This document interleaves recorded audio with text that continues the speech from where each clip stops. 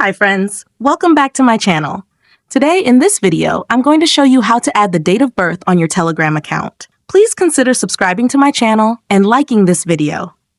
Let's get started, guys. Step 1. First, unlock your Nothing phone. Open the Telegram application. Once inside, you'll see the main screen with your chats menu. Step 2. Now look at the top left of your screen where you'll find 3 horizontal lines stacked together. This is the menu icon. Tap on it. Step 3. Next, locate the Settings option and tap on it. Step 4. Now locate the 3 vertical dots on the top right side.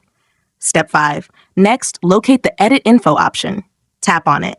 Step 6. For the last and most important step, locate the Date of Birth option. Tap on it, then select the current date of birth. After that, select Save to add the date of birth on your Telegram account instantly. If you found this tutorial helpful, don't forget to like this video and subscribe to my channel. Thanks for watching.